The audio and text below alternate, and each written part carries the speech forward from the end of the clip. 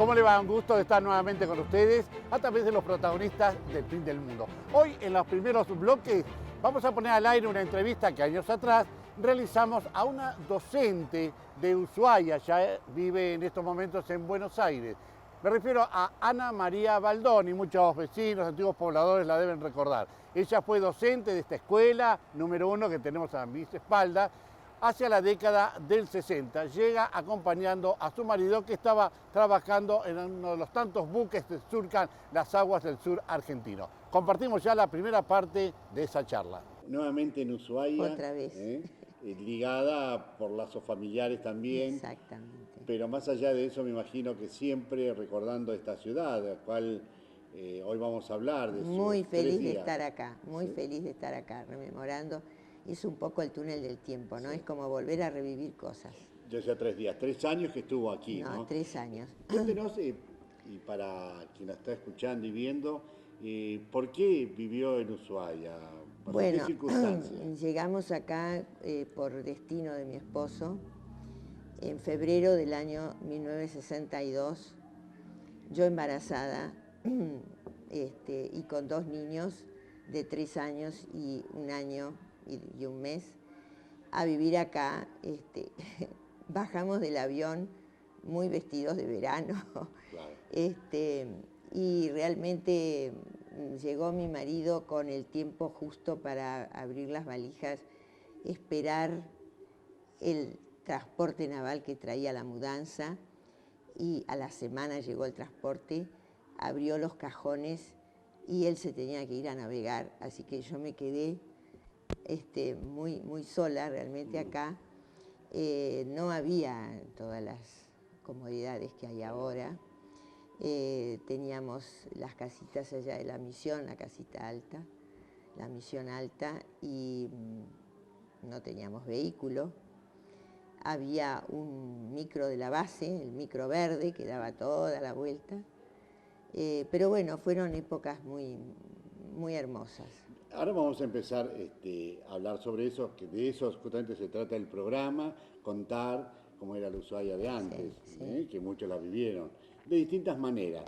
Usted a lo mejor no tanto por la elección, sino por acompañar a su esposo, sí, Horacio. Exacto, pero también por elección, porque había gente que venía y no podía soportar, o sea, se quedaba el marido y algunas familias se iban, sí, ¿no? Usted es docente, es maestra. Yo soy docente. ¿Estaba ejerciendo como docente? En ese año no ejercí porque fue el año que nació mi hija, en el mes de junio, el día 20 de junio, Día de la Bandera, así que ese año no ejercí.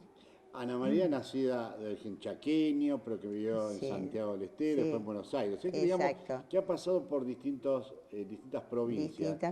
Y de pronto llegar a una totalmente distinta, es bien al sur. Sí, totalmente, ¿no? El otro polo, la otra punta. ¿Por qué en el Chaco? ¿La familia estaba radicada allí? No, mi padre sí, estaba en ese momento radicado, mi padre era ingeniero agrónomo, y yo nací, él estaba en Las Breñas, que era una localidad, sí, los pagos de Landricina y sí, esa zona.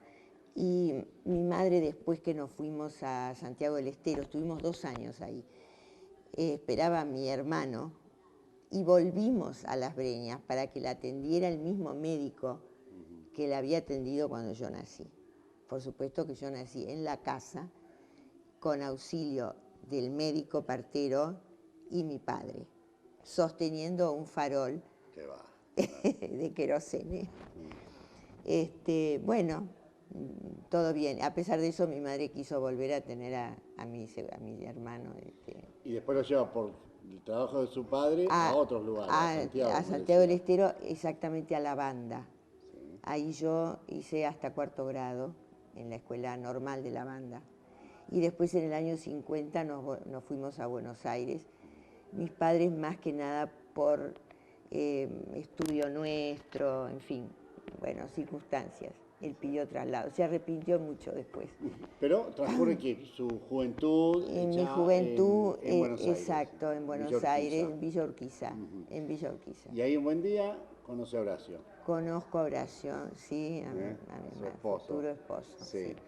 Fue un noviazgo prácticamente epistolar, porque él navegaba, claro. Así que estuvimos 2 años de novios y nos casamos en el 58 y nos fuimos a vivir a Punta Alta, que es la localidad que está enfrente de la base naval de Puerto Belgrano. ¿Y de ahí vienen para Ushuaia? Y ahí estuvimos hasta el año 61 y a principios del 62 vinimos a... Las sensaciones son muy distintas de quienes llegan para radicarse o venir a trabajar a la ciudad de Ushuaia. Eso también se lo preguntamos a Ana María Baldoni, cómo lo vivió ella viniendo desde tan lejos, llegar a lo que era esa pequeña ciudad de Ushuaia a principios de la década del 60. Ana María, decíamos en el bloque anterior que me iba a contar su sensación cuando llega por primera vez a Ushuaia. Primero, tenía idea de lo que era Ushuaia, imagino que más o menos tenía información. Claro, sí, no tanta como hay ahora, Claro. Porque no había televisión y no había un montón de cosas, pero sí que venía al punto más austral, donde había viviendas en el punto más austral. Mucho viento, o sea, la primera sensación, ese era un día de mucho viento. Y después, bueno, habituarnos, ¿no?, a una serie de cosas, como era la cocina económica a gasoil, que por supuesto tuve un episodio de incendio en un momento. Sí, la leña y el carbón de piedra, o sea, la base nos proveía con un sistema de vales que nosotros pagábamos, era una cantidad de leña por mes, una cantidad de carbón de piedra, eso para la salamandra, para la estufa, y después el gasoil para la cocina que calentaba el agua, ¿no? Y después teníamos una fiambrera afuera, ahí se colocaba el recipiente para la leche, porque la base naval tenía un tambo, sí. Entonces repartía la leche, los huevos, la crema, nunca comí crema como aquella, la crema, y ahí era nuestra pseudo heladera, ¿no es cierto? Porque teníamos ahí. Y después cosas graciosas como, por ejemplo, las vacas y los caballos que merodeaban los alrededores. Y muchas veces, si nos dejábamos alguna ropa colgada afuera, la vaca nos comía la vaca. Seguro. Alguna ropa. Ahí está el tema. Venía de una ciudad importante como Buenos Aires, con todo el progreso de los años 50, etc. Pasa a otra ciudad como es Punta Alta, pero también muy grande. Sí, pero también con cocina económica, querosene. Y de golpe llegar acá, a eso me refería, digo. ¿Cuál fue la sensación? ¿Dónde estoy? No. ¿Bien o sabía que iba a tener eso? Sí, yo sabía. Además, soy una persona que los desafíos y las cosas así difíciles nunca me han asustado, ¿no? Más bien he hecho frente a eso y he tratado de rescatar lo positivo. Eso era un aprendizaje para mí, fue un aprendizaje enorme. Yo aprendí a cocinar muchísimo acá, porque había que cuidar mucho todo, ¿no? A mí me mandaban, mi madre y mi suegra se turnaban y me mandaban una encomiendita en el avión naval en pleno invierno con la verdurita para el caldo de los chicos. Entonces era realmente, no había lo que hay ahora, no había supermercado, no había pañales descartables, ¿no es cierto? O sea que la cocina era el corazón de la casa porque siempre había un fuentón hirviendo pañales. Claro. O sea que no había la ropa, los tejidos sintéticos que hay ahora. Entonces, muchos dicen que la cocina es el punto de reunión de toda casa. Es el corazón de la siempre casa. Fue así. Siempre. Porque justamente pasaba toda la actividad de la casa todo alrededor de la cocina, mantener el fuego. Exacto. Y era así el punto de reunión de todo. Y también socialmente. Exactamente, socialmente. Socialmente. Justamente, su marido Horacio trabajando, navegando. Él estaba en el Transporte San Julián. El Transporte San Julián era el que recogía la lana en todas las estancias de la península, digamos, de la costa, Harberton, ¿no es cierto? Y en algunos meses iban a Río Grande a hacer el caponeo, lo que se llamaba recoger la carne de cordero y transportarla hasta los barcos que no podían entrar al puerto de Río Grande porque no tenían calado suficiente. Claro. Y entonces eso se llamaba el caponeo. Y era una un periodo que tardaba 30 o 40 días, se instalaban ahí. O sea que yo me quedaba sola ese tiempo porque no tenía la posibilidad de ir con mis niños muy chicos a instalarme con él en el casino de oficiales y acompañarlo. Así que yo me quedaba acá. ¿Y cuál era su vida social? Después vamos a hablar de la escuela, pero su vida social. Y la vida ¿Llegaba a ser social, amigo? sí, los amigos eran los compañeros o colegas de mi esposo que vivían más o menos cerca en la misión, que también tenían chicos de la edad más o menos parejos. Y bueno, yo recuerdo que acá me compré la primera máquina de tejer. O sea, ¿se acuerdan que en esa época era la importación libre acá? Entonces me compré la primera máquina de tejer japonesa. Serían esas Exactamente. que iban así con un exactamente. rodillo, Nitax, No era una, Nitax, no era pero una Nitax, parecida. era otra marca, Krug y algunas de esas, era sí. una japonesa. Sí. Y acá no había dónde ir a aprender. Así que yo la traje y me acuerdo que lo primero que quise hacer fue un chaleco para mi marido. Y lo tuve que hacer 5 veces, porque claro, yo tejía y cuando te salía de la máquina o era así o era así. Entonces, tejer y destejer, tejer y destejer. Bueno, esos eran los desafíos. Y después la radio. Mi marido antes de irse a navegar, me acuerdo, en el primer momento me trajo una radio de regalo, una Crown, un aparato de radio con pasadiscos. Y entonces pongo la radio y resulta que la radio acá se transmitía Radio Nacional de 14 horas, de 10 horas a 14 y de 18 a 22. El resto del día no había, solamente onda corta, no sé, onda larga, no sé qué, Rusia, cosas, lugares insólitos que no. Bueno, Así también que, eran pequeños desafíos eso de sintonizar aunque sea una radio extranjera, sí, ¿no? también.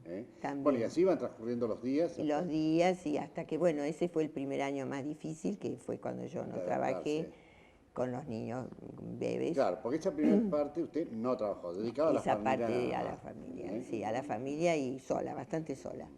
Me decía que Horacio, su marido, tenía estos viajes que a veces duraban hasta 40 Sí, 40 cuando hacían días. el caponeo eran 30, 40 días en Río Grande. Bueno, pero era común en todos que tenían Y además no se podía viajar por tierra en el invierno. O sea, no estaba la Ruta 3 como ahora. Era la Cuesta Garibaldi, era imposible de transitar en el invierno. Así que no se podía decir una escapadita. ¿Cuántas historias que hay de la escuela número 1? Esta escuela, la primera escuela mixta de la República Argentina y la primera escuela de Tierra del Fuego. Tenemos numerosas notas, ustedes que nos siguen año a año saben de distintas entrevistas, pero cada uno va contando cómo vivió esos momentos. Y es lo que le preguntamos a Ana María Baldoni, quien justamente recorrió la escuela número 1, le recuerdo que ella estuvo acá hacia el año 1962 y se reencontró con una de sus alumnas, una vecina de nuestra ciudad, me refiero a Estela Maris Ferreira.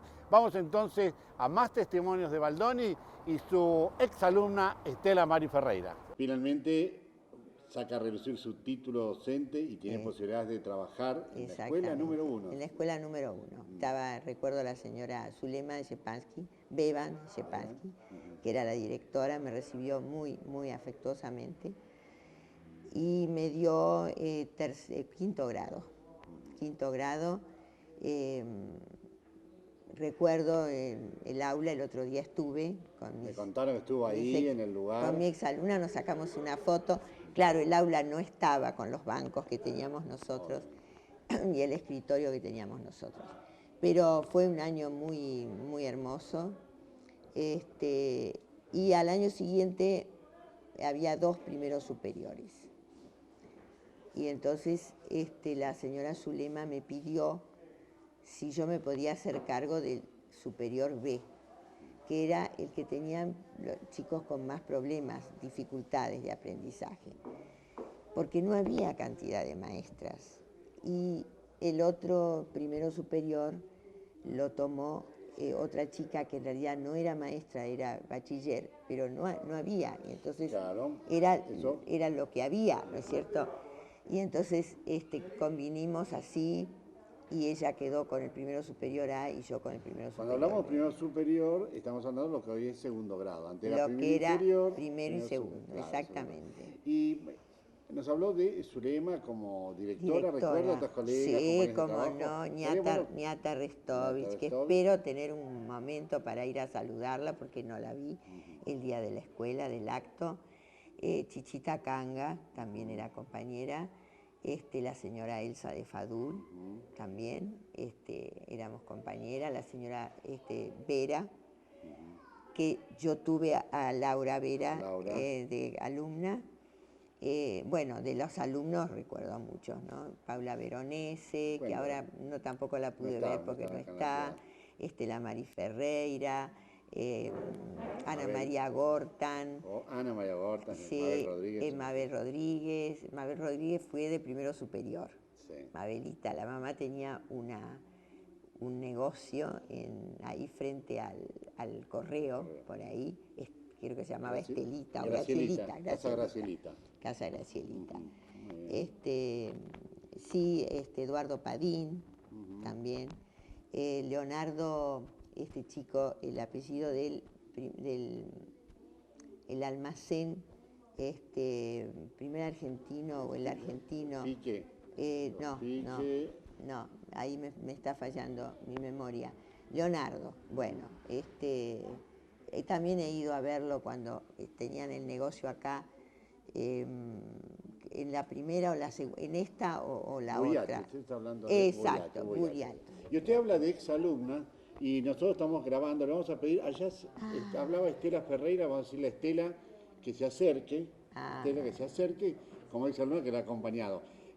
El paso por la escuela es fundamental, más cuando hay vocación, y admiro su memoria, recordar colegas y sobre todo alumnos, pero me parece que la relación también, por esto de que era un pequeño pueblo, una pequeña ciudad, la relación era distinta, se veían fuera del horario de escuela. Sí. Vamos a pedirle a Estela que se acerque, ahora la producción la va a acercar acá, que se siente al lado. 3.500 habitantes. Claro, entonces hacía que más allá Todo de era verse más en la posible. escuela, Sí. fuera de la escuela también Nos veíamos en la calle. se veían en la calle. Y hasta comprar en los negocios de los padres de alumnos suyos, me decía usted. Esther Oyarzún, también alumna mía, que está en el ¿cómo se llama? En el Emporio Austral, que tenía el negocio. El Emporio Austral, negocio ahí abajo. Sí. Bueno, hay mucha gente. Acá estamos tomando Juan imagen Carlos de Estela. Oyarzún también. Juan Carlos ¿Qué tal? Oyarzún, ¿Cómo estás? Acá está la maestra y su alumna. Recordando esos momentos, ¿no? Le vamos a pedir a Estela que si va a hablar sea bien alto, porque tenemos el micrófono allí. Pero bueno, Estela, me pongo recordando más con cerca. tu maestra esas épocas de la década del 60 en la escuela número 1, ¿no? Hermosas. Y decíamos que más allá de la relación dentro del aula, también había una relación fuera del ámbito escolar, porque se veían todos los días, se cruzaban, vivían al lado, ¿verdad? Exactamente, era una relación familiar, les digo yo, por aquellos años. Con O los sea, maestros. con sí. los maestros, Con la las- directora. Uno lo que recuerda de los maestros es qué es lo que nos dejó. Primero, su sonrisa, su calidez, su buena predisposición para transmitir todo lo que ella nos enseñaba. Nosotros lo podíamos aprender, pero muy bien, porque yo siempre digo que le debo a mis maestros el no tener errores de ortografía, que hoy es Qué un problema difícil. muy grande con los chicos. Me pasa viendo los cuadernos de mis nietos. Y cómo lo aprendíamos. Y bueno, nos corregían. O sea, ver en el cuaderno que se nos corregía un error de ortografía era para saber que estaba mal escrito y aprender a escribirlos bien. O sea, una maestra exigente, pero para bien. Sí, exactamente. Sí. Exactamente. Sí, Yo sí. siempre digo que a pesar del clima y todo lo que teníamos, los maestros no faltaban a la escuela y los alumnos tampoco. Ajá. ¿De dónde venía? Desde la misión. Desde la usted. misión, sí, Claro, yo en esa época tomaba era el récord. microverde, Claro. el transporte, Como les decía el otro día, eran épocas en que la reglamentación de la escuela no nos permitía asistir con pantalones a las maestras. Polleras largas y varios pares de medias y botas y guardapolvo. De Estero también venía de un lugar, digamos, para esa época Y lejano, ella tenía como que era el barrio caminar, Solier. claro. Caminaban varias sí. cuadritas, ¿no? En la nieve, el barro. Sí. Pero Sí, ya lo creo. ya también, como dijo la señora, teníamos ya el colectivo verde. El colectivo verde pasaba desde la misión hacia los barrios. O sea que ya cuando pasaba cerca nuestro ya estaba lleno. Y bueno, pero con eso llegábamos, ya no nos mojábamos tanto. Claro. Fue una gran cosa los colectivos de la Marina. Seguro. Y bueno, un lindo recuerdo entonces se Total. lleva de esta escuela número 1, Sí, Ana María, sí, bueno, de Estero todo también, Ushuaia, de todo Ushuaia. De todo Ushuaia. Enseguida vamos a hablar ya con otros temas. Con otro tema. Antes de irnos a la pausa, les comento que en el próximo bloque vamos a seguir con la charla con la docente Ana María Baldoni, pero ya no hablar de la escuela número 1, sino de un hecho que protagonizó quien era su suegro, el señor Baldoni, hacia la década del 20 del siglo pasado, en una expedición comandada por Moneta y que logran justamente la primera comunicación radiotelegráfica entre la Antártida y el continente. Ahí tuvo protagonismo la ciudad de Ushuaia, que logra esa comunicación también con la ciudad de Buenos Aires. Ya volvemos. Lo prometido en el bloque anterior, Ana María Baldoni nos va a hablar de esa expedición a la Antártida que realizó entre otros su suegro, Emilio Baldoni, junto con Moneta, del cual hemos hablado, que era el jefe de esa expedición.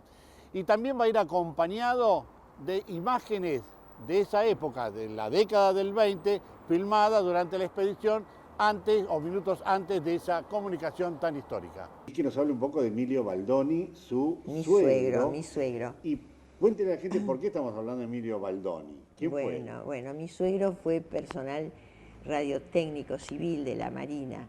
Él hizo la escuela de mecánica como personal civil. Cuando se recibió lo mandaron a Berlín a estudiar a la Telefunken, toda la parte de comunicaciones. ¿En qué año más o menos? ¿Década del 20 estamos hablando? Década del 20. Del siglo pasado, obviamente. Por 1920. Sí. Entonces, cuando él vuelve, la Marina lo envía en el barco Tijuca a las Islas Orcadas con la misión de que tenía que establecer la primera comunicación radioeléctrica o radiotelefónica, no sé cómo se llaman esas cosas, con el continente, porque estaban totalmente aislados. El continente exactamente. argentino.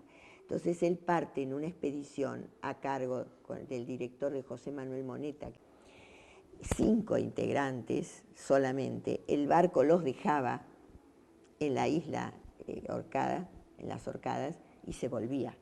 Y ahí quedaban con las provisiones que le dan por un año, solos, con la misión de que tenían que levantar ellos la antena para poder empezar a pensar en hacer una comunicación. Bueno, y así fue, mucho trabajo, hasta que creo que a fines del año 27, y no sé si no fue para la época de las fiestas, se pudo establecer la primera comunicación con Ushuaia, justamente.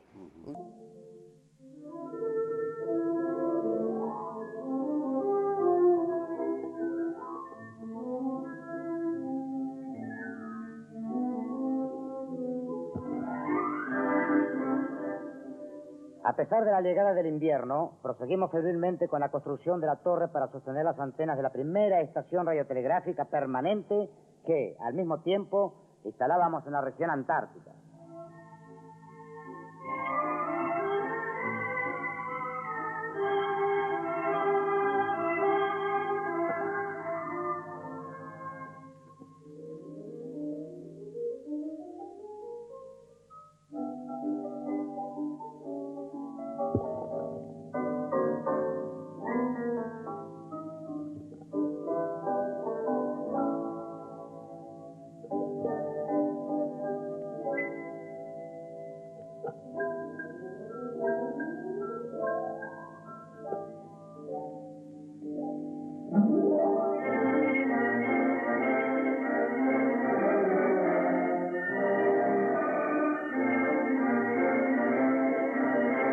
ese fue una época memorable. Yo tengo incluso todos los diarios de la época. Hablando de esto. Y estas imágenes que estamos viendo mientras usted nos relata esto, Es- pertenecen a ese momento. Exactamente, esto fue filmado por el señor Moneta y después en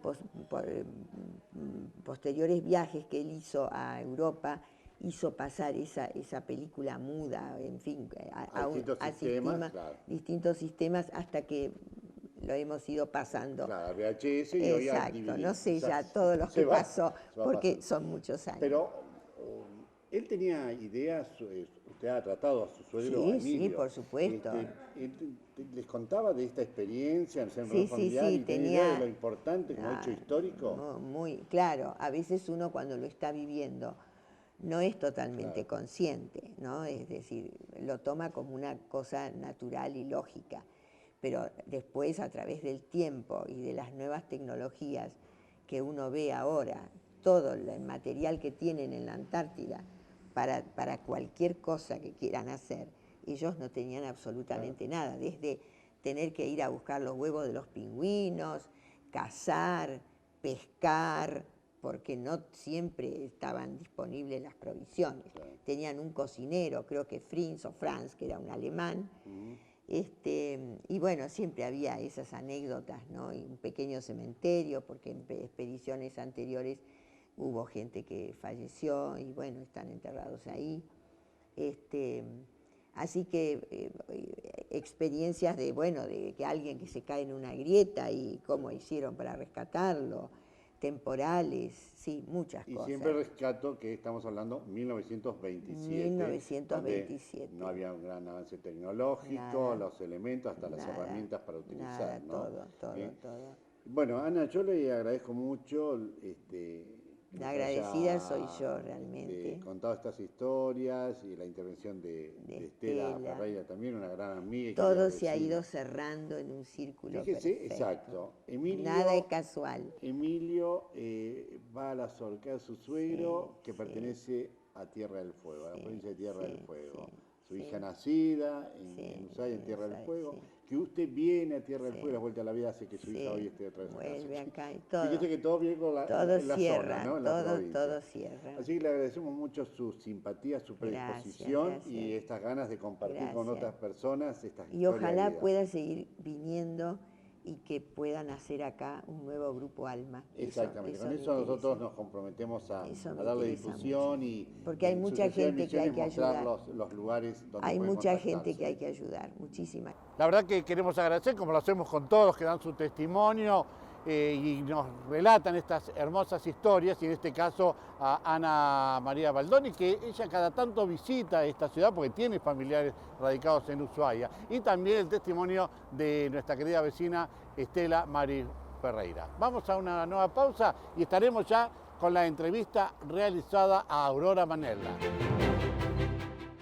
A mis espaldas podemos apreciar el puerto de Ushuaia.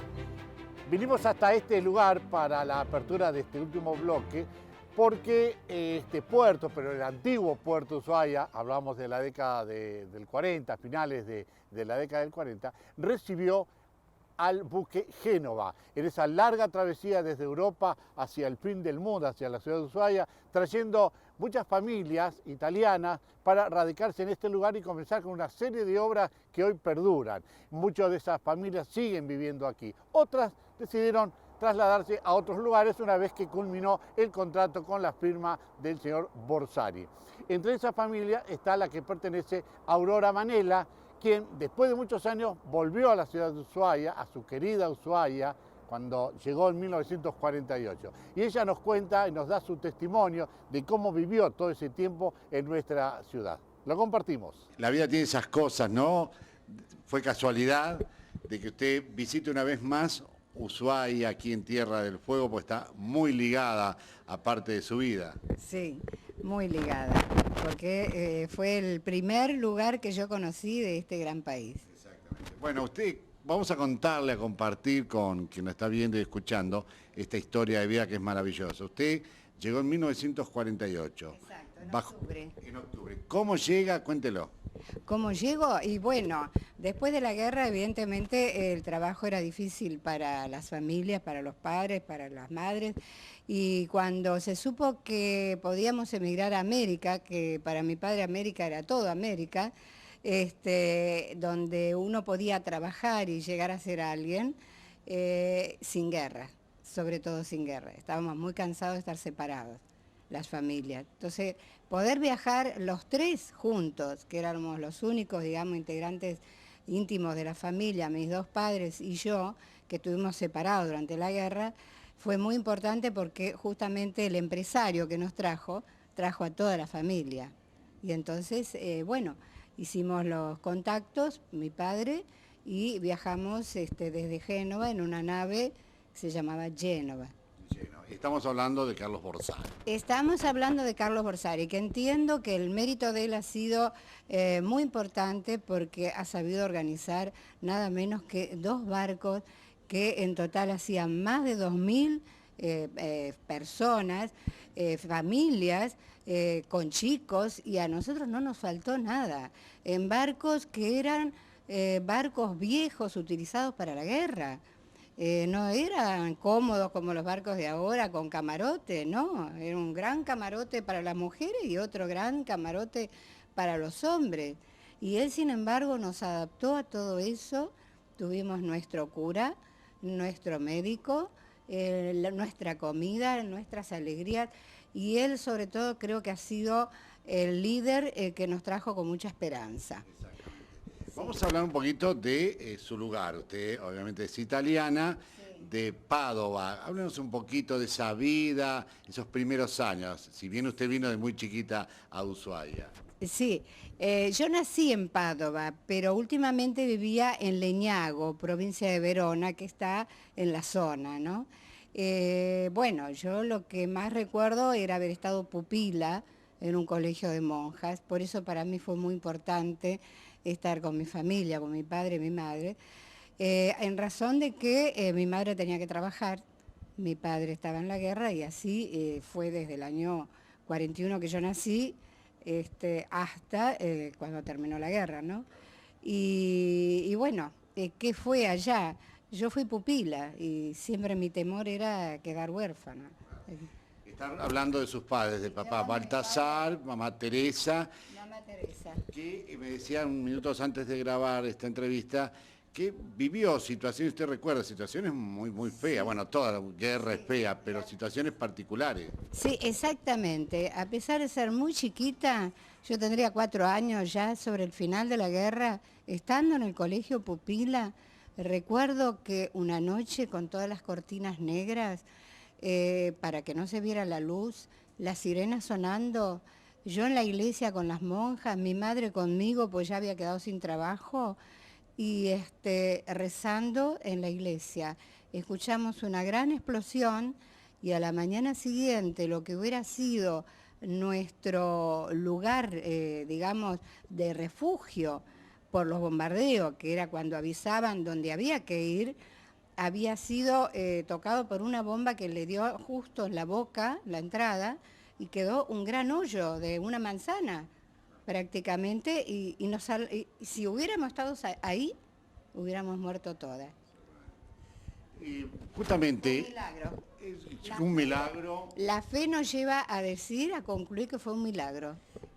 Decíamos también, y junto a su esposo Enrique, que lo está acompañando, que muchas veces la guerra deja secuelas. Sí. Usted en una pequeña niña es un poco lo de la protección, en este caso hacia sus padres. Me gustaría que lo comentara, ese concepto me parece muy importante. Sí, yo siempre tuve un gran temor a quedar huérfana. Y es por eso que quise muchísimo a mis padres, y tal vez más todavía a mi madre.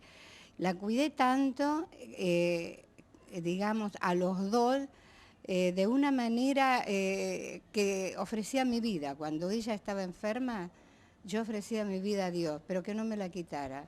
Yo podía morir, pero no podía vivir sin ella y sin mi padre. O sea, para mí lo más grande fue la familia. Y se reencuentran, finaliza la guerra, pero con otra particularidad. Baltasar, su padre se reencuentra con usted, con Teresa, su mamá, 2 años después. Exacto, exacto. Y lo que creíamos era que yo había quedado sola con mamá. Mi papá viene mucho después. ¿Por qué? Porque no se enteró que había terminado la guerra. Estaba en una zona alejada. Estaba en una zona muy alejada, en Albania, y bueno, y volvió como 1 año y medio más tarde y lo daban por fallecido. Y ese reencuentro con su padre, que para usted, y también mucho para su mamá, debe haber sido muy importante. Pensar en ese papá que a lo mejor ya no estaba y de golpe aparece. Sí, sí, no, para mí fue la alegría más grande de mi vida. O sea, fue volver a la vida. A partir de ahí, para mí, nada era más maravilloso.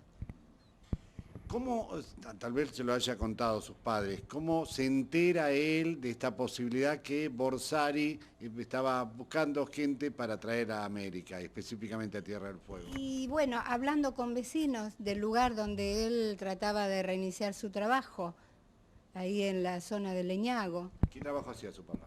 herrero artístico. Y entonces, Y ¿recuerda bueno, ese momento? sí, él realmente tenía dificultad para conseguir trabajo. Y la gente empezó a hablar de emigrar. Y cuando escucharon América se pusieron todos muy contentos. Y alguien supo de que había que contactar a este señor Borsari. Y así lo hicimos. Y realmente nos condujo todo, nos resolvió todos los problemas. Sí. Bien.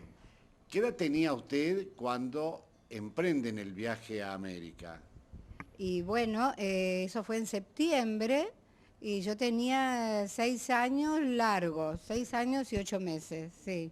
Y para usted, desde sus 6 años, siendo muy chiquita, ¿tenía una idea de dónde iba a venir? ¿Se informaba o no? No, Era yo una- venía con mis padres, no tenía idea lo que era América, nada, nada. Bueno, embarcan en el Génova. En el Génova, en la ciudad de Génova, todo muy bien organizado. Ahí había, nos cuentan antiguos pobladores, que se hacía una revisación médica y entre ellos estaba el doctor Eninger, que Exacto. justamente usted ha conocido a su esposa. Sí, Esa es una revisación que se hacía en Italia para después embarcar. exacto, sí, que evidentemente eligieron gente sana, porque después que me enteré cómo era el lugar donde íbamos a llegar, evidentemente teníamos que estar sanos. Y llegamos todos sanos, salvo excepciones, ¿no? Hubo alguna. Pero en el caso del doctor Eninger, usted recuerda que hasta le hizo una extracción. Ay, sí, porque se me movía un dientito. Y entonces él me lo terminó sacando. O sea, él estaba para todo. Era cirujano, era dentista, era psicólogo, era todo. Sí, muy bien. Aurora, y hablemos del viaje del Génova. Sí. Un viaje de varias semanas de duración. 33 días. Fue duro el viaje. Yo lo que más sufrí es que mi mamá se descomponía continuamente. ¿Cuántas No, semanas? bien, bien. Los italianos son muy alegres. Yo recuerdo mucho cánticos, mucha diversión. A pesar de estar separadas las parejas, ¿no? Porque estaban en camarotes grandes, diferentes. Pero bien, yo diría que en líneas generales bien. Mi papá más tristón, pero estaba mi padrino que me contaba cuentos. Se me hizo largo. Se me hizo Para largo. los chicos, ¿había alguna distracción o algo? No, simplemente los juegos que armaban los grandes. No, se hizo largo. Estamos poniendo al aire imágenes que justamente tenemos de la familia Borsari, donde se los ve con acordeones, Claro, bailes. sí, la música. Para hacer más llevadero el viaje. La música y el baile, sí, eso aliviaba, levantaba el espíritu, sí. Y eran jóvenes todos. Seguramente. A pesar de que también nos contaban otros vecinos que viven en Ushuaia, que llegaron junto con usted y tantos otros, que habían muchas canciones que cantaban, por ahí eran canciones muy tristes, ¿no? Que hablan de su tierra. Cierto. Y sí, pero es como las óperas, ¿no? Son todas tristes. Acá el tango también son tristes cuando uno cuenta la historia. Eran tristes, pero para nosotros era una alegría. O sea, la armonía que eso significaba, los coros que armaban. Mi padre era muy buen músico, por ejemplo. Mi mamá no le digo. Cantábamos los tres. Bueno, yo cuando chica no, después más grande. O sea, la música nos alegró mucho a los italianos en el viaje. Tocaron distintos puertos antes de llegar a Sí, Ushuaia, no, no Buenos Aires, pero puertos, por ejemplo, Montevideo. Solamente paró en Dakar y en Montevideo, nada más. Y ahí a Ushuaia. Directo a Ushuaia. Bien, llegan a Ushuaia en octubre de 1948. Exacto. ¿Recuerda ese momento cuando ya empieza a entrar el Génova a la bahía de Ushuaia y se empieza a ver ese pequeño pueblo? Yo lo que recuerdo es que mi mamá cuando vio esto lloró mucho. Mi papá le decía, míralo con buenos ojos, es un lugar muy lindo. Y bueno, y después nos bajaron en botes. Yo no lloraba, la veía a ella llorar y me sentía triste también. O sea, tal vez el error de Borsari fue no avisarnos. Esto era una desolación total. Una pequeña aldea. Sí, era muy desolado, muy frío, muy ventoso. Nosotros la última imagen que teníamos era Génova. Génova, una ciudad totalmente bien porque no había ni siquiera sufrido destrucciones de la guerra. Pero el señor Borsari levantó el ánimo, nos atendieron muy bien, nos vinieron a recibir creo que de la Marina, y las ganas de trabajar de los hombres, ¿no? Nos resolvieron todos los problemas. O sea que no nos faltó nada, nada. Fue la primera impresión, pero miedo no tuvimos, no tuvimos miedo. Tal vez ese llanto de Teresa de su mamá era porque veía la soledad, alejado de todo, una pequeña aldea. Sí, ¿no? sí. ¿Y usted recuerda esa imagen, ese paisaje rodeado de montañas? Árido totalmente, el viento, el frío. Claro, no estaba acostumbrada, tal vez. No, mi papá es siciliano, imagínese. Claro. Hay que situarse en el momento, ¿no? Como contaba recién Aurora Manela, a quien agradecemos su testimonio. Venir escapando de la guerra o el final de la guerra, llegar a un mundo totalmente desconocido. Pero son valiosos testimonios que también nos habla de parte de la historia de la ciudad de Ushuaia. Historias que vamos a seguir compartiendo con ustedes en una semana con los protagonistas del fin del mundo. Muchas gracias.